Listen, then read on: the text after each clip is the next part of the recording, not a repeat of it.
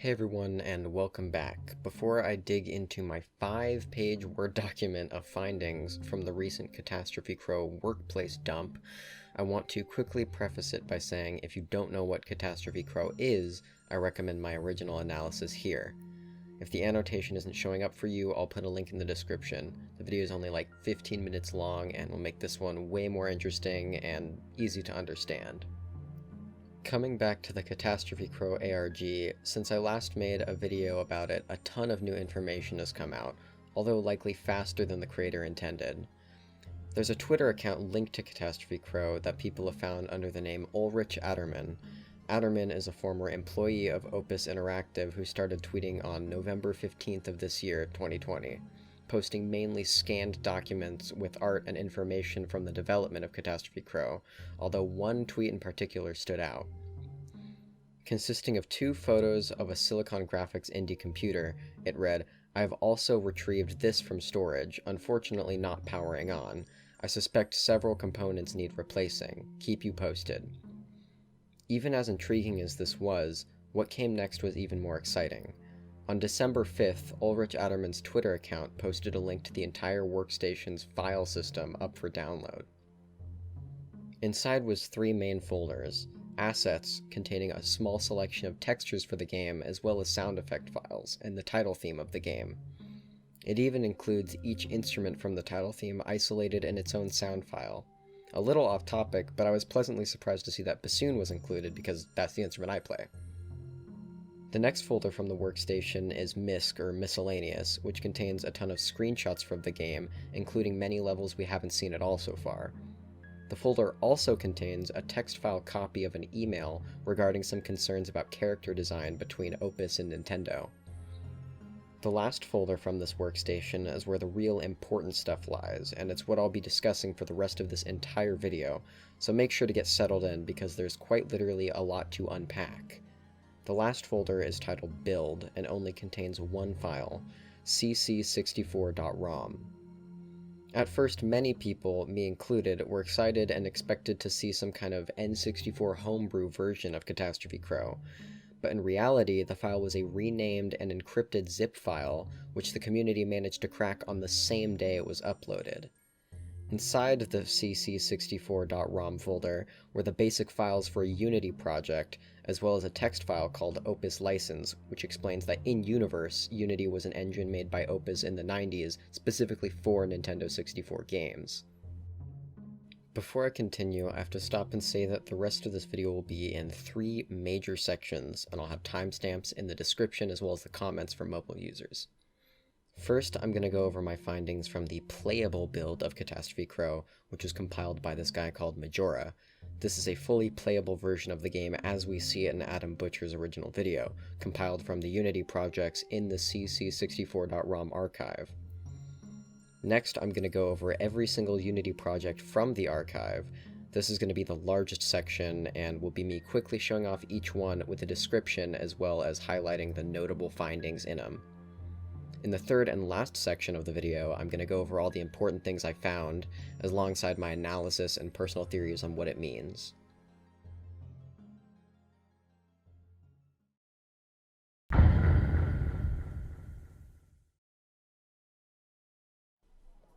Thanks to Majora's work with the Workspace file dump, we now have a fully playable version of Catastrophe Crow as we see it from Adam Butcher's original video. Because of the length of the game, this section will be relatively short, but I noticed a few new things while playing through the game with the ability to explore as much as I wanted, as well as being able to see it in a crisp 1080p. Upon starting Catastrophe Crow, things are relatively the same as Adam's playthrough, although one thing to note is that the house from the end of the game isn't even rendered as part of the map until we get to the point where we can enter it. We can continue on into the office building, and then into the first level with all the toys. With the freedom to explore and move around the camera, I noticed that a model of a boat is always floating outside of the level, unreachable. This seems to be the same boat from later in the game, where the crow representing Manfred Lorenz jumps off into the water while holding computer equipment. The game continues normally as we saw in the original video until we reach the forest level. Here I did a little bit of walking around and found a couple new interesting things. There's a hospital bed sitting alone in the forest, which likely represents Thea's injury that we theorized in the first video. There are also multiple trees next to the staircase that have eyes on them. I'm not sure what the significance of this is, but with time some people in the community will probably come up with something. Proceeding to the gravesite, I did notice one thing interesting that I couldn't see in the low resolution of the original video. Look at the shape and design of the gravestone. To me it looks similar to a Nintendo 64 cartridge, and specifically the development one that Adam has in his video. Note the lines on the side and the word crow looking handwritten on it. After this we go to the scene where the player's crow falls down the stairs and respawn in the broken version of the hub world, where we now have access to the house. I searched around this version of the hub world and I didn't find anything, but I did notice that the work building now has a red cross on it, representing a hospital. This is most likely also visible in Adam's video, but I didn't catch it until now. Upon entering the house, there isn't anything new, and the game crashes after the scene with the injured crow in the hospital bed. The playable build ends here, but what we've seen so far is only a fraction of what the Unity Projects folder has in store.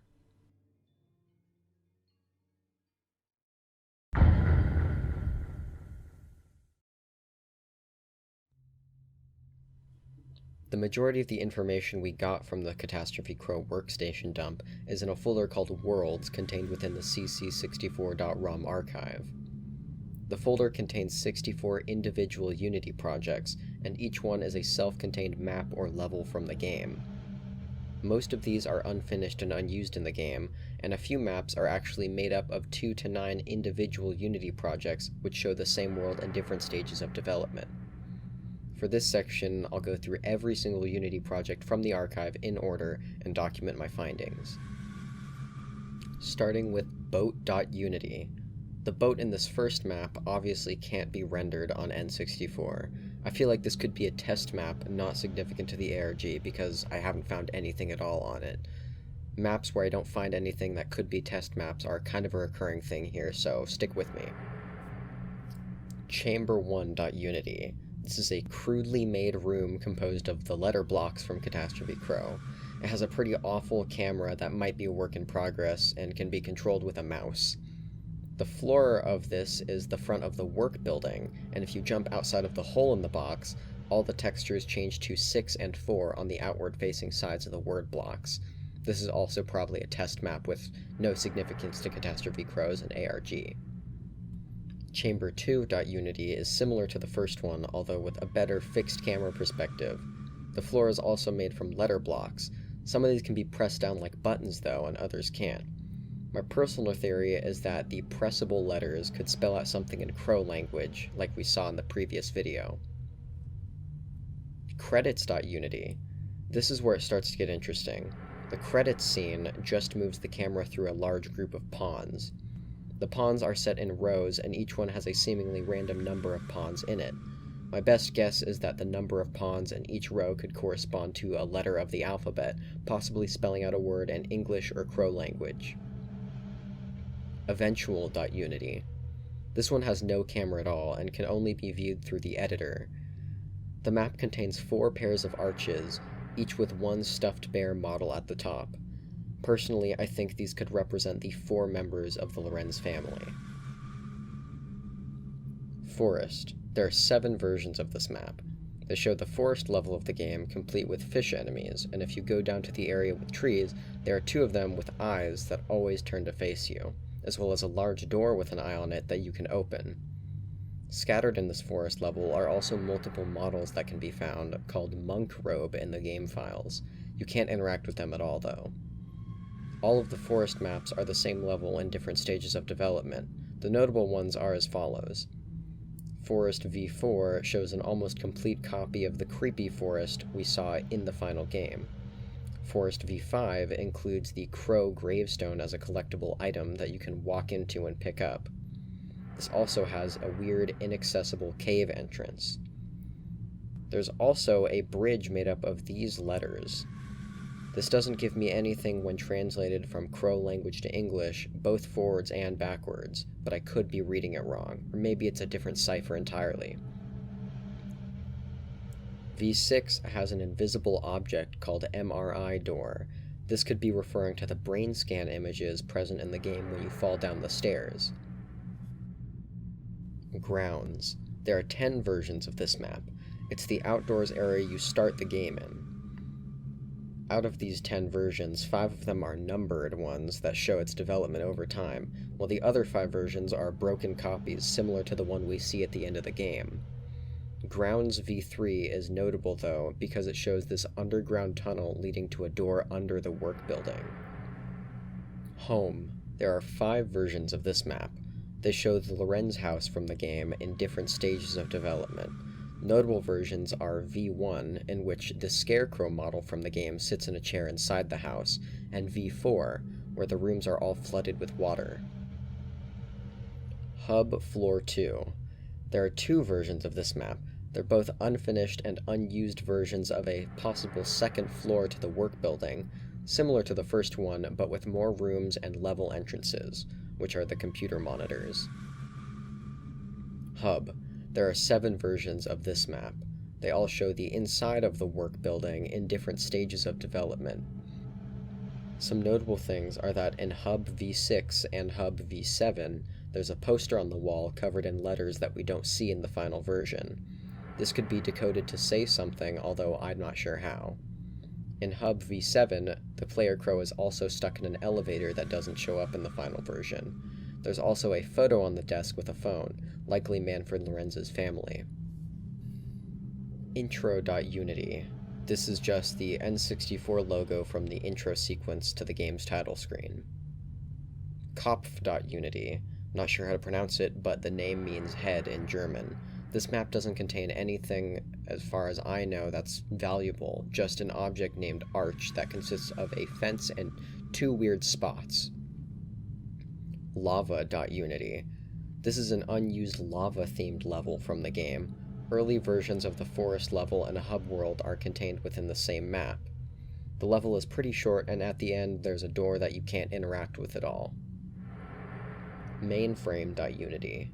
This map is just a room containing a large computer and a keyboard that can be typed on by jumping on the keys.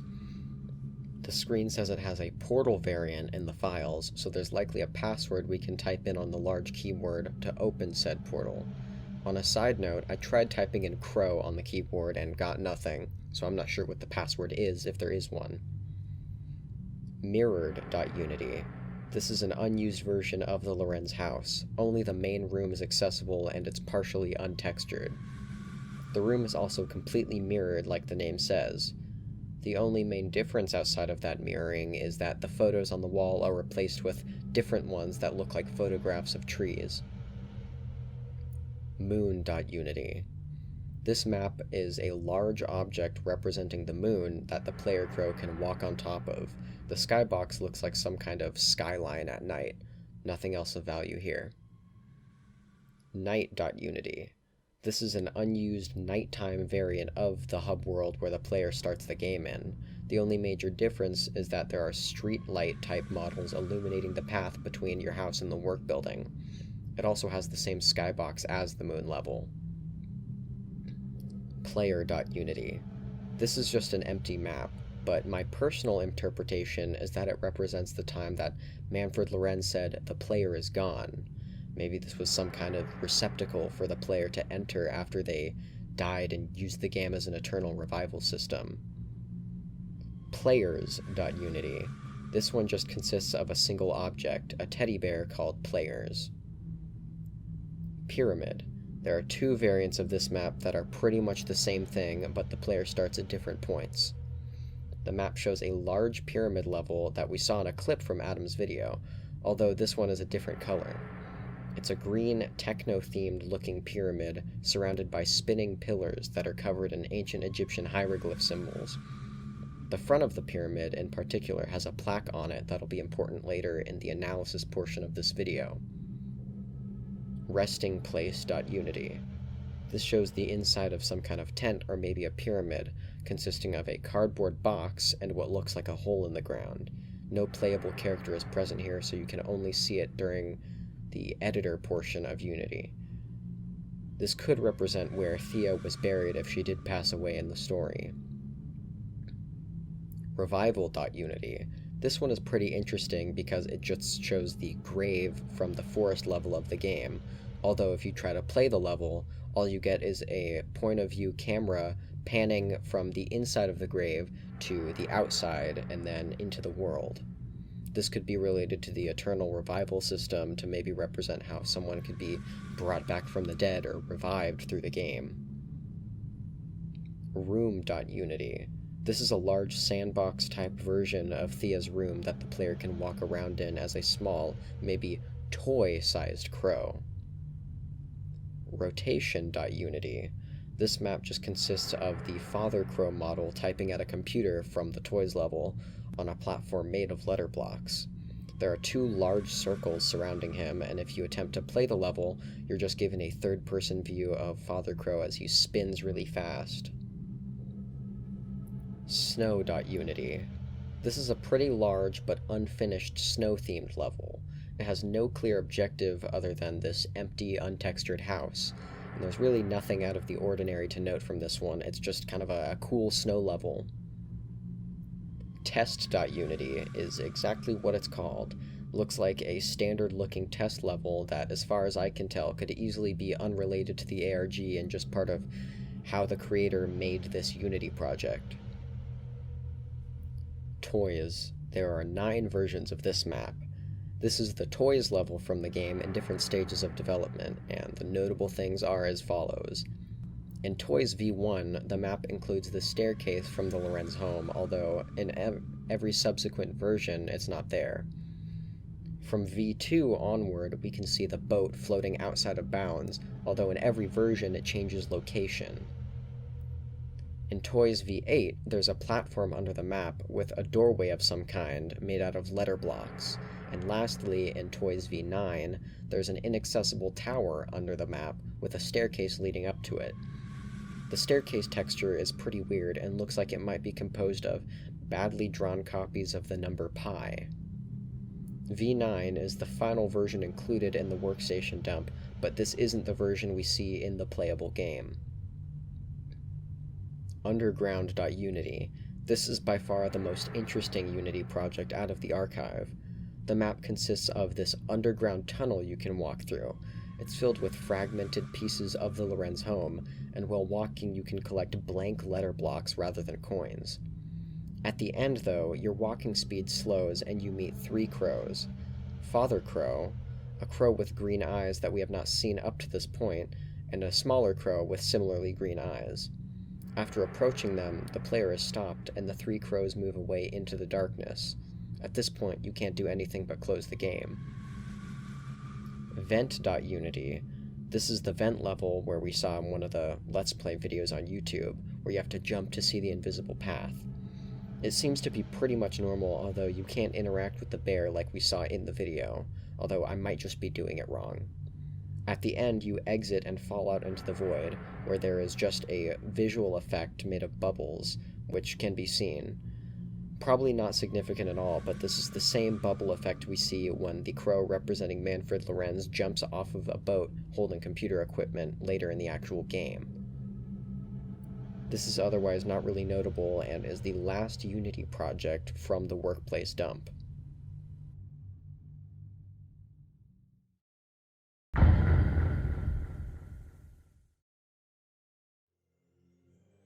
As you all just saw, there's a ton of information packed into this Worlds folder. A few things I want to focus on, though, are what I found in the Pyramid Unity projects, as well as Underground.unity. First of all, let's take a look into the hieroglyphic symbols in the pyramid level.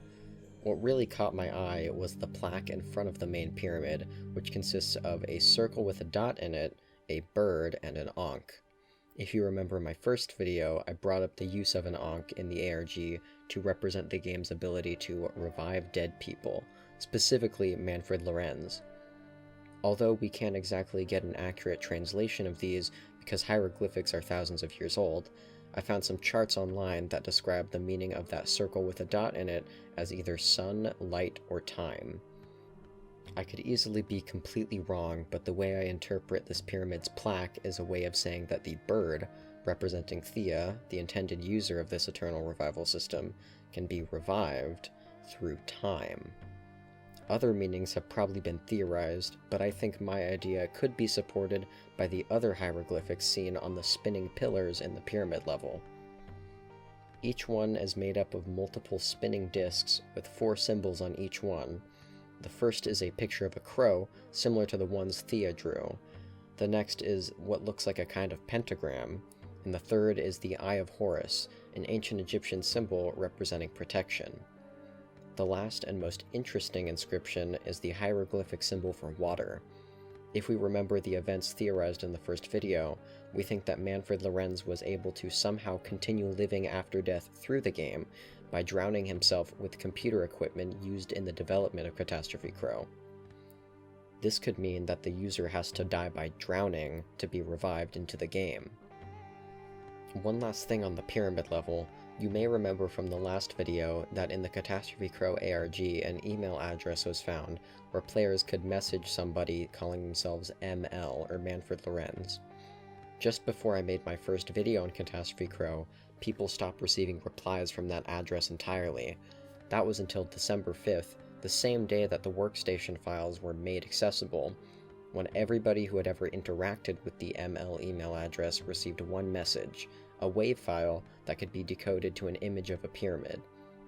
Nothing has been received from the address since then, but this looks to be some hard evidence that the pyramid level is significant to solving the mystery of Crow 64. The last major finding from the Unity archives I wanted to discuss was the underground.unity level. This one Unity project is likely the most significant one out of the cc64.rom folder. Take a look at the ending, specifically where you meet those 3 crows in the cave area. The one in the center is Father Crow, we already know represents Manfred Lorenz.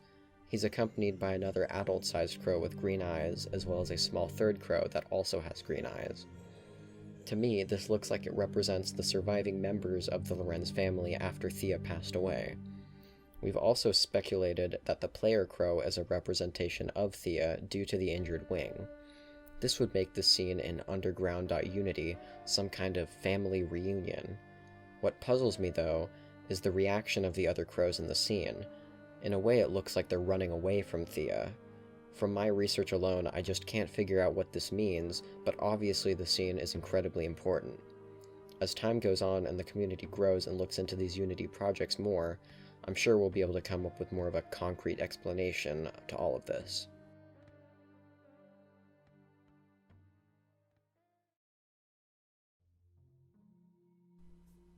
As of the time this video is going up, this is all I've found in the Catastrophe Crow workstation files.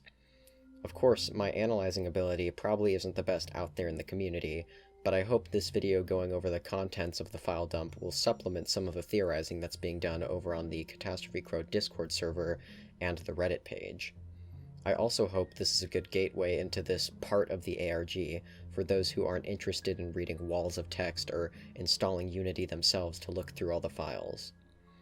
This is pretty much all for now, but as far as I can tell, the ARG is still in full swing, so sometime in the future I'll probably end up making a third video on the subject, either to explain more new information or go over some of the larger community-made theories that encapsulate this entire ARG. Anyways, thanks for watching, and if you like my Catastrophe Crow content, I really recommend watching some of my other videos that I put just as much time and effort and care into as well. Happy New Year's, and I'll see you all next time.